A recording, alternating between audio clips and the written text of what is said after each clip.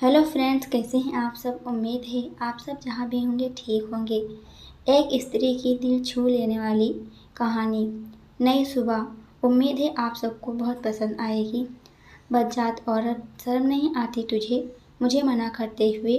तेरी हिम्मत कैसे होती है मुझे मना करने की। हर रात यही नखरे करती है। हर रात तुझे बताना पड़ेगा कि पति परमेश्वर होता है। एक तो बेटी पैदा कर दी, ऊपर से छूने नहीं देगी अपने को। सती सावित्री बनती है। नशे में धुत सूरज उलूल झुलूल बकते हुए रेणु को दबोचने की चेष्टा में उस पर चढ़ गया। रेणु की गर्दन पर शिकंजा कसते हुए बोला, यार दोस्तों के साथ तो खूब यही करती है और पति के पास आते ही रोनी सूरत बना लेती है। सुन, मुझे एक बेटा चाहिए। यदि सीधे से नहीं मानी तो जान ले लूँगा। नशे में चूर सूरज को एहसास ही नहीं था कि उसने रेणु की गर्दन को कसकर दबा रखा है। दर्द से छटपटाती रेणु खुद को छुड़ाने की कोशिश कर रही थी। अंत में उसने खुद को छुड़ाने के लिए सूरज की जांघों के बीच कसकर लात मारी। दर्द से तड़पाते हुए सूरज एक तरफ लुढ़क गया। मौका पाते ही रेणु पलंग से उतरकर भागी और फिर जोर से चिल्लाते हुए बोली, नहीं पैदा करनी तुम्हारे जैसे जानवर से एक और शैतान। मेरे लिए मेरी बेटी ही सब कुछ है। सूरज जब तक अपने आप को संभालता, रेणु ने कमरे से बाहर आकर दरवाजे की कुंडी लगा दी। हर रात यही दोहराया जाता था, पर आज पहली बार रेणु ने कोई प्रतिक्रिया दी।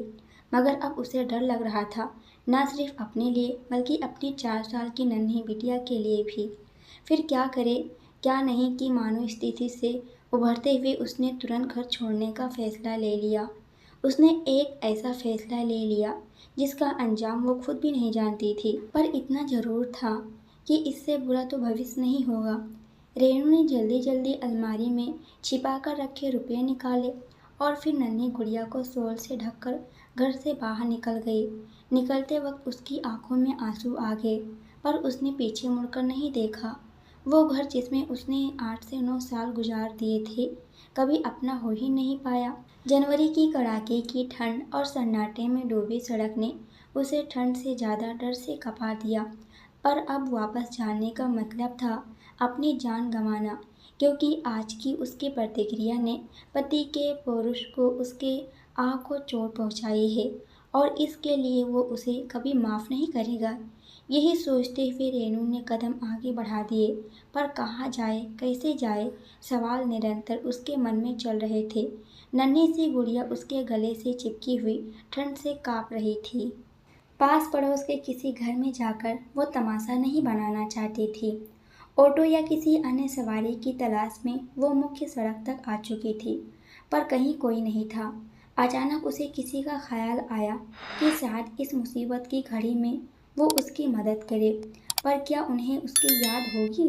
कितना समय बीत गया है, कोई संपर्क भी तो नहीं रखा उसने। जो भी हो, एक बार कोशिश करके देखती हूँ, उसने मन ही मन सोचा। आसपास कोई टेलीफोन ना देख रेणु थोड़ा आगे बढ़ गई। मोड़ पर ही एक निजी अस्पताल था, शायद वहां से फ़ोन कर सके। सामने लगे साइन बोर्ड को देखकर रेणु ने आश्वस्त होकर तेजी से अपने कदम उस ओर बढ़ा दिए। पर किसी ने फ़ोन नहीं करने दिया, या मयंक जी ने फ़ोन नहीं उठाया तो रात भी तो कितनी हो गई है। ये सब सोचते हुए रेणु ने अस्पताल में प्रवेश किया। स्वागत कक्ष की कुर्सी पर एक नर्स बैठी ऊँघा रही थी। माफ़ कीजिएगा, अपने ठंड से जमे हाथ से उसे धीरे से हिलाते हुए रेणु ने कहा। कौन है? चौंकते हुए नर्स ने पूछा। फिर रेणु को बच्ची के साथ देख उसे लगा कि कोई मरीज है। फिर अपनी व्यावसायिक मुस्कान बिखेरते हुए पूछा, मैं आपकी क्या मदद कर सकती हूँ? जी, मुझे एक ज़रूरी फ़ोन करना है, रेणु ने विनती भरे स्वर में कहा। पहले तो नर्स ने आनाकानी की, पर फिर उसका मन पसीज गया। अंत में उसने फ़ोन आगे कर दिया। गुड़िया को वहीं सोफे पर लिटाकर रेणु ने मयंक जी का नंबर मिलाया। घंटी बजती रही, पर फ़ोन किसी ने नहीं उठाया। रेणु का दिल डूबने लगा कि कहीं नंबर बदल तो नहीं गया है। अब कैसे वो बचाएगी खुद को और इस नन्ही सी जान को। उसने एक बार फिर से नंबर मिलाया। उधर घंटी बजती रही और इधर तरह तरह के ख्याल रेणु के मन में चलते रहे। निराश होकर वो रिसीवर रखने ही वाली थी कि दूसरी तरफ से वही जानी पहचानी आवाज़ आई, हेलो। रेनू सोच में पड़ गई कि बोली या नहीं। तभी फिर से हेलो की आवाज़ ने उसकी तंद्रा तोड़ी तो उसने धीरे से कहा, मैं रेनू। तुमने इतनी रात को फ़ोन किया और वो भी अनजान नंबर से। सब ठीक तो है? तुम कैसी हो? गुड़िया कैसी है? सूरज जी कहाँ हैं? ढेरों सवाल मयंक ने एक ही सांस में पूछ डाले। जी मैं जीवन सालू अस्पताल में हूँ। क्या आप अभी यहाँ आ सकते हैं? रेनू ने रूंधे गले से पूछा। हाँ मैं अभी आ रहा हूँ, तुम वहीं इंतज़ार करो, कहकर मयंक ने रिसीवर रख दिया। रेनू ने रिसीवर रखकर नर्स से फ़ोन के भुगतान के लिए पूछा तो नर्स ने मना करते हुए कहा, मैडम आप आराम से बैठ जाएं, लगता है आप किसी हादसे का शिकार हैं। नर्स की पैनी नज़रों को अपनी गर्दन पर महसूस कर रेनू ने गर्दन को आंचल से ढक लिया। नर्स ने दोबारा कॉफ़ी दिए जाने पर रेनू चौंक गई। पी लीजिए मैडम, बहुत ठंड है, नर्स बोली। गर्म कॉफ़ी रेनू को थोड़ी राहत दी। फिर वो नर्स की सहायता पर मुस्कुरा दी। इस बीच मयंक अस्पताल पहुंच गए। आते ही उन्होंने गुड़िया के बारे में पूछा। रेनू ने सो रही गुड़िया की तरफ इशारा किया तो मयंक ने तपाक कर उसे गोद में उठा लिया।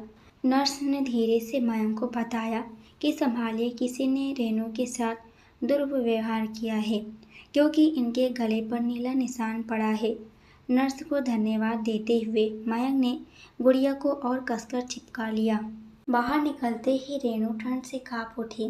तभी मयंक ने उसे अपनी जैकेट देते हुए कहा, पहन लो वरना ठंड लग जाएगी। रेनू ने चुपचाप जैकेट पहन ली और उनके पीछे चल पड़ी। कार की पिछली सीट पर गुड़िया को लिटाते हुए मयंक ने रेनू को बैठने को कहा, फिर खुद ड्राइविंग सीट पर बैठ गए। मयंक के घर पहुंचने तक दोनों खामोश रहे। कार के रुकते ही रेनू ने गुड़िया को निकालना चाहा, पर मयंक ने उसे घर की चाबी देते हुए दरवाज़ा खोलने को कहा और फिर खुद धीरे से गुड़िया को उठा लिया। घर के अंदर जाते ही उन्होंने गुड़िया को बिस्तर पर लिटाकर रजाई से ढक दिया। रेनू ने कुछ कहना चाहा तो उसे चुप रहने का इशारा कर एक कंबल उठाया और बाहर सोफे पर लेट गए। दुविधा में खड़ी रेनू सोच रही थी कि इतनी ठंड में घर का मालिक बाहर सोफे पर और वो उनके बिस्तर पर इतनी रात गए वो उनसे कोई तर्क नहीं करना चाहती थी, इसलिए चुपचाप गुड़िया के पास लेट गई। लेटते ही उसे एहसास हुआ कि वो बुरी तरह थकी हुई है। आंखें बंद करते ही नींद ने दबोच लिया। सुबह रसोई में बर्तनों की आवाज़ से रेनू की नींद खुल गई। बाहर निकलकर देखा मयंक चाय नाश्ता की तैयारी कर रहे थे। रेनू शॉल ओढ़कर रसोई में आई और धीरे से बोली, आप तैयार हो जाएं, ये सब मैं कर देती हूँ, मुझे आदत है, तुम थोड़ी देर और सो लो, मयंक ने जवाब दिया। रेनू ने अपनी भर आई आंखों से मयंक की तरफ देखा। इन आंखों के आगे वे पहले भी हार जाते थे और आज भी हार गए। फिर चुपचाप बाहर निकल गए। मयंक के तैयार होने तक रेनू ने चाय नाश्ता तैयार कर मेज पर रख दिया। नाश्ता करते हुए मयंक ने धीरे से कहा, बरसों बाद तुम्हारे हाथ का बना नाश्ता कर रहा हूँ। और फिर चाय के साथ आंसू भी पी गए। जाते जाते रेनू की तरफ देख बोले, मैं लंच ऑफिस में करता हूँ, तुम अपना और गुड़िया का ख्याल रखना और थोड़ी देर सो लेना। और फिर ऑफिस चले गए। दूर तक रेनू की नज़रें उन्हें जाते हुए देखती रही, ठीक वैसे ही जैसे 4 साल पहले देखा करती थी जब वे पड़ोसी थे। तब कई बार मयंक ने रेनू को सूरज की क्रूरता से बचाया था। इसी दौरान दोनों के दिल में एक दूसरे के प्रति कोमल भावनाएं पनपी थी, पर रेनू को उसकी मर्यादा ने और मयंक को उसके प्यार ने कभी इजहार नहीं करने दिया, क्योंकि मयंक रेनू की बहुत इज्जत भी करते थे। वो नहीं चाहते थे कि उनके कारण रेनू किसी मुसीबत में फंस जाए। यही सब सोचते आंखों में आंसू भर आए। आंसुओं को पोंछकर रेनू ने दरवाज़ा बंद किया और फिर गुड़िया के पास जाकर लेट गई। पता नहीं कितनी देर सोती रही। गुड़िया के रोने से नींद खुली तो देखा 11 बज रहे थे। जल्दी से उठकर उसने गुड़िया को गर्म पानी से नहलाया और फिर दूध गर्म करके दिया। बाद में पूरे घर को व्यवस्थित कर खुद नहाने गई।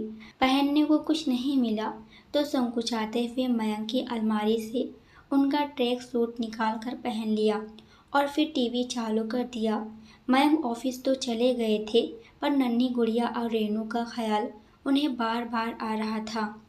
तभी उन्हें ध्यान आया कि उन दोनों के पास तो कपड़े भी नहीं हैं। नई जगह गुड़िया भी तंग कर रही होगी। यही सब सोचकर उन्होंने आधे दिन की छुट्टी ली और फिर बाजार से दोनों के लिए गर्म कपड़े, खाने का सामान लेकर वे स्टोर से बाहर निकल ही रहे थे कि एक खूबसूरत गुड़िया ने उनका ध्यान अपनी तरफ आकर्षित किया, तो उन्होंने उसे भी पैक करा लिया और फिर घर चल दिए। दरवाज़ा खोलते ही रेनू चौंक गई। मयंक ने मुस्कुराते हुए सारा सामान नीचे रख नन्ही सी गुड़िया को खिलौने वाली गुड़िया दिखाई। गुड़िया खिलौना पाकर खुश हो गई और उसी में रम गई। मयंक ने रेनू को सारा सामान दिखाया। बिना उससे पूछे ट्रैक सूट पहनने के लिए रेनू ने माफ़ी मांगी, तो मयंक ने हंसते हुए कहा, एक शर्त पर, जल्दी से कुछ खिलाओ, बहुत तेज भूख लगी है। सिर हिलाते हुए रेनू रसोई में घुस गई। जल्दी से पुलाव और रायता बनाने लग गई। जितनी देर उसने खाना बनाया उतनी देर तक मयंक गुड़िया के साथ खेलते रहे। एक प्लेट में पुलाव और रायता लाकर उसने मयंक को दिया। खाते खाते मयंक ने एकाएक सवाल किया, और कब तक इस तरह जीना चाहती हो? इस सवाल से सकपकाई रेनू खामोश बैठी रही। अपने हाथ से रेनू के मुंह में पुलाव डालते हुए मयंक ने कहा, तुम अकेली नहीं हो, मैं और गुड़िया तुम्हारे साथ हैं। मैं जानता हूँ सभी सीमाएं टूट गई होंगी, तभी तुम इतनी रात को इस तरह निकली। पत्नी होने का अर्थ गुलाम होना नहीं है। मैं तुम्हारी स्थिति का फ़ायदा नहीं उठाना चाहता हूँ।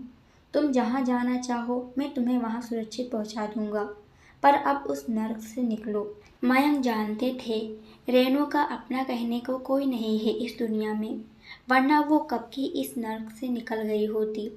रेनू को मयंक की बेइंतहा चाहत का अंदाज़ा था और वो जानती थी कि मयंक कभी भी मर्यादा का उल्लंघन नहीं करेंगे। इसलिए तो वो इतनी रात गए उनके साथ बेझिझक आ गई थी।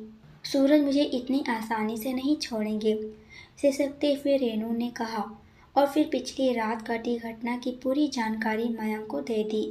गर्दन में पड़े नीले निशान को धीरे से सहलाते हुए मयंक की आंखों में आंसू आ गए। तुमने इतनी हिम्मत दिखाई है रेनू, तुम एक बार फैसला कर लो। मैं हूँ तुम्हारे साथ, मैं सब संभाल लूँगा। कहते हुए रेनू को अपनी बाहों में लेकर उस नीली निशान को चूम लिया। हाँ में से हिलाते हुए रेनू ने अपनी मौन स्वीकृति दे दी और फिर मयंक के सीने पर सिर टिका दिया। अगले ही दिन अपने वकील दोस्त की मदद से मयंक ने सूरज के खिलाफ केस दायर कर दिया। सजा के डर से सूरज ने चुपचाप तलाक की रजामंदी दे दी। मयंक के सीने पर सिर रखकर रोती रेनू का गोरा चेहरा सिंदूरी हो रहा था। आज ही दोनों ने अपने दोस्तों की मदद से रजिस्टर के दफ्तर में शादी कर ली थी। निश्चिंत से सोती रेनू का दमकता चेहरा चूमते हुए मयंक ने धीरे से करवट ली कि रेनू की नींद खुल गई। पूछा, क्या हुआ, कुछ चाहिए क्या? हाँ, 1 मिनट, अभी आता हूँ मैं। बोलते हुए मयंक बाहर गए और फिर कुछ ही देर में वापस आ गए। उनकी गोद में गुड़िया थी। उस नन्ही सी गुड़िया को दोनों के बीच सुलाते हुए उन्होंने कहा, हमारी बेटी हमारे पास सोएगी, कहीं और नहीं। मयंक की बात सुनकर नन्ही गुड़िया नींद में भी मुस्कुराने लग गई और मयंक के गले में हाथ डालकर फिर सो गई। बाप बेटी को ऐसे सोते देख रेनू की आंखों में खुशी के आंसू आ गए। मुस्कुराते हुए उसने भी अपनी आंखें बंद कर ली नई सुबह के स्वागत के लिए। फ्रेंड्स, वीडियो कैसी लगी कमेंट करके ज़रूर बताइएगा। और हाँ, आप सभी के इंतज़ार की घड़ी ख़त्म। कल से इवनिंग में माया और आर्यन की स्टोरी आएगी, तो प्लीज़ देखिएगा और ढेर सारा प्यार दीजिएगा और हमें सपोर्ट ज़रूर कीजिएगा। पूरी वीडियो देखने के लिए आपका बहुत बहुत धन्यवाद।